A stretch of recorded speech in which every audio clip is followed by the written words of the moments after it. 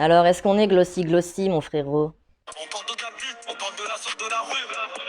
C'est des STB, des branchés sur YouTube, ouais. Avec des paroles sombres, on crache la vérité. Dans les rues, on se bat, on vit dans la réalité. Zone de la rue, on représente, on résiste. Prenons le mic, on fait pas de triste, on rap sous les cris. Mais dès quand c'est la guerre, on va pas s'enfuir, t'as vu? Les ZSTB, on est là, on va tout détruire. Salut la team et bienvenue sur ZSTB Racing. Aujourd'hui je m'attaque à la rénovation carrosserie de cette magnifique Rover 100. Pour ce faire nous allons tester aujourd'hui deux produits à bas prix de chez Carrefour. Nous avons ici un vernis intelligent, 1,30 € pièce, ainsi que un polish, 1,30 € aussi. De la marque Renumax, ces deux produits sont distribués dans les grandes enseignes en Italie, en France, en Espagne et au Portugal. Nous allons tester aujourd'hui ces deux produits, voir les différences qu'il y a, car on n'est pas sur le même type de produit. Ici, on est plus sur un polish, bien qu'il y ait une cire à l'intérieur. Et ici, on est plus sur une cire brillance d'application. Cette cire brillance d'application fait briller et protège. Ce polish équipé d'une cire va plutôt supprimer les micro-rayures et rendre un aspect homogène à la carrosserie.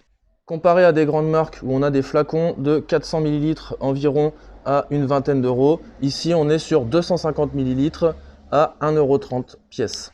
Donc je vais mettre en application sur le capot, on va faire un petit comparatif de qu'est-ce qui est possible de réaliser chez soi sans outillage spécifique et sans lustreuse. C'est parti, let's go. J'en profite pour vous refaire voir en détail les deux produits, que vous puissiez acheter le bon et référencer le bon produit quand vous allez chercher le matériel. Dans un premier temps, nous allons parler de la consistance du produit. À droite, nous sommes plutôt sur un produit liquide blanchâtre et à gauche, nous sommes sur un produit qui n'est pas réellement liquide, c'est une sorte de pâte qui est plutôt de couleur beige. Ici, nous allons voir le test ultime. Normalement, on ne peut pas poser un bidon comme ça sur une carrosserie. Systématiquement, il va couler, il va descendre. Une fois que la réalisation sera faite, on va utiliser ce côté-là. Nous verrons si nous pouvons encore poser le bidon comme ça sur la carrosserie sans qu'il glisse. Donc avant de faire la vidéo, pour expérimenter un petit peu les deux produits, j'ai fait ici le polish additionné à la cire et ici simplement la cire. Ce qu'on peut constater, c'est que la cire ne va pas enlever, par exemple, un léger voile. Il y a un léger voile de peinture. Dans la surbrillance de la lumière, on peut apercevoir ici un léger voile que l'on ne va pas retrouver. Bien que toutes les rayures ne soient pas parties, c'est pas non plus un lustrage professionnel. Même avec des lustrages professionnels, parfois on peut avoir aussi ce genre de résultat où tout ne va pas ressortir. Sur un élément qui n'a pas été fait, on peut voir ici une sorte de brouillard, de léger brouillard sur le vernis, que l'on ne va pas retrouver, ou beaucoup moins retrouver, sur la partie faite avec le polish plus la cire. Alors que sur la cire, on retrouve ici cet aspect voile.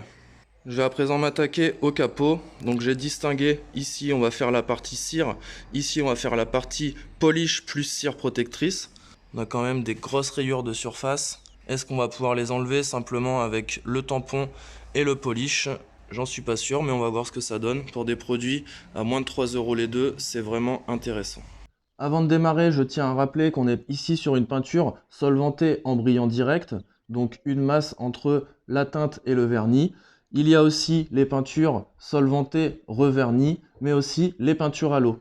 Je pense que le produit n'aura pas la même action sur toutes les peintures. C'est plus facile de refaire une peinture en brillant direct qu'un revernis, mais encore plus qu'une peinture à l'eau. Pour démarrer, après avoir correctement nettoyé et séché le panneau, je vais utiliser un tampon, tout ce qu'il y a de plus simple. Vous pouvez vous acheter ça pour quelques euros dans différentes enseignes spécialisées dans l'automobile. On va démarrer par bien secouer le produit pour que la partie qui va lustrer le véhicule, c'est-à-dire poncer légèrement, ne soit pas dans le fond et qu'ici on n'ait pas du liquide. Une fois que mon produit est correctement secoué, je vais installer sur la mousse environ 5 petits puches. 5, 6, 7, voilà, on va pas en mettre plus que ça. Je vais démarrer par le haut et puis je vais étaler et descendre. Le but va être de déposer le produit, de tourner dans un sens, puis une fois terminé, de tourner dans l'autre et recommencer. Ce qui permet une double action dans le geste. On parle de la sorte de la rue. C'est des STB, des branchés sur YouTube, ouais. Avec des paroles sombres, on crache la vérité. On va essayer d'être toujours à peu près homogène dans le geste afin que le résultat soit lui aussi homogène. Donc là, j'ai fait une première passe, on va laisser sécher 30 secondes, puis essuyer avec un chiffon propre. Suivant si la peinture est rugueuse ou non, on va effectuer une deuxième passe. Donc pour essuyer, que ce soit un polish ou une cire, on va toujours utiliser un microfibre. Pour la partie essuyage, on va utiliser une microfibre plutôt molletonnée et très douce afin de rendre un aspect plus que brillant. Glossy, glossy. Là on peut voir que ça a blanchi légèrement, donc c'est bon, c'est prêt à essuyer.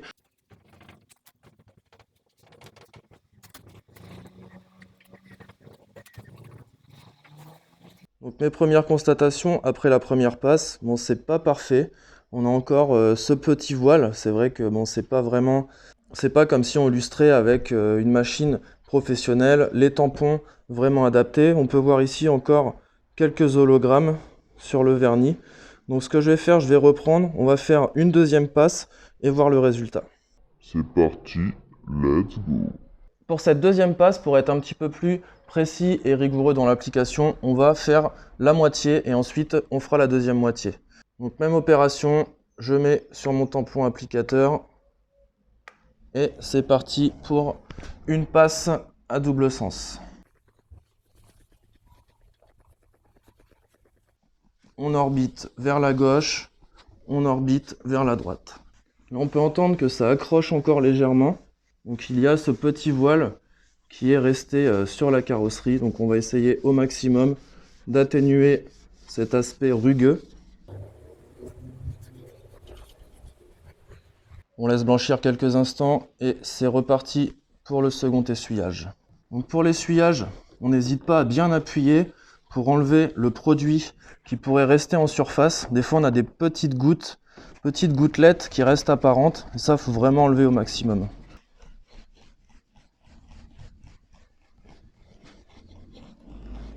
À ce stade de l'opération, on peut voir un résultat déjà plutôt sympathique quand on regarde comme ça à la rasée. Ici au niveau de la lampe, on va avoir beaucoup moins d'hologrammes que sur la partie droite qui n'est pas faite. Nous passons au test ultime, on va essuyer le bidon et regarder un petit peu s'il tient. Hop, hop, hop. Non mais là c'est de l'huile. Mets de l'huile pour que ça glisse. On va essayer de le poser sur la partie non faite.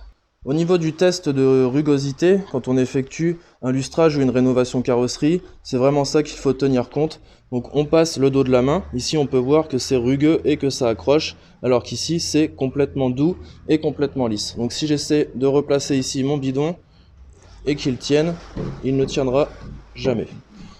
Donc pour le produit de chez Renumax Liquid Clean Wax, donc c'est déjà un premier atout, un premier bon point qui nous permet de se dire que utiliser un produit à moins d'1,50 € ne va pas être spécialement moins qualitatif qu'un produit à 20 € les 450 ml.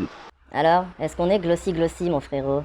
Pour la deuxième étape, après le polish, hors caméra, j'ai appliqué sur la partie qu'on a polishée précédemment, donc la cire intérieure-extérieure, qui est vraiment pas mal. Je vais vous faire une démonstration après utiliser seul. Je trouve que ça n'a pas réellement d'intérêt s'il n'y a pas eu un polish de surface qui a été passé au préalable. Donc on peut voir ici vraiment du détail au niveau de la carrosserie. On aperçoit la peau d'orange. Ici on a un impact de grêle. Si on passe sur la partie qui n'a pas été faite, ici on a vraiment beaucoup d'hologrammes. Comme je vous disais précédemment, on peut apercevoir ici sur la partie non faite un genre de voile. Il y a un voile sur le véhicule qui ne va pas simplement s'enlever avec ce produit. Il va falloir dans un premier temps passer le polish et ensuite passer la cire pour obtenir ce résultat. Donc pour un produit à 1,30 € pièce, je pense que le résultat est plus que probant. On peut voir ici sur la partie gauche qui n'a pas été faite, léger mat au niveau de la carrosserie qu'on ne va pas retrouver du tout sur la partie Glossy shine.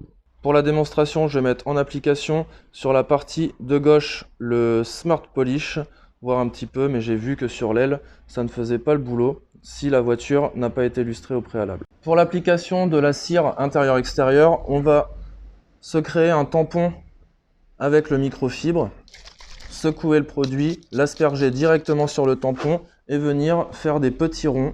Je vais le faire vraiment que sur la moitié du capot, hein. J'ai pas envie de perdre mon temps vu qu'après je vais devoir le lustrer. On va laisser blanchir le produit, puis essuyer. Une fois qu'on aperçoit que le produit a blanchi, on va essuyer rigoureusement. Donc simplement avec l'application de la cire, on a un petit résultat, mais c'est vrai que quand on va regarder à la rasée, on a vraiment l'aspect micro-rayure.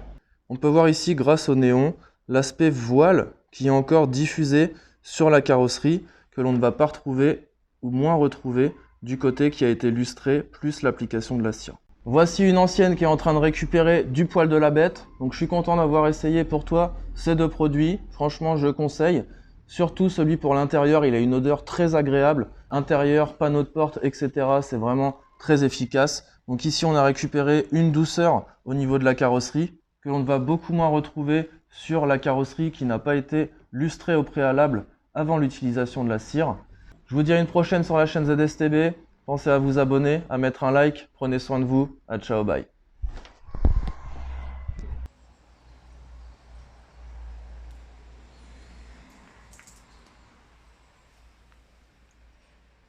Alors, est-ce qu'on est glossy mon frérot? On parle de la pute, on parle de la sorte de la rue. C'est des STB, des branchés sur YouTube, ouais. Avec des paroles sont, on crache la vérité. Dans les rues, on se bat, on vit dans la réalité. Zone de la rue, on représente, on résiste.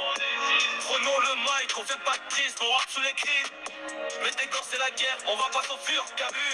Et ZSTB, on est là, on va tout détruire.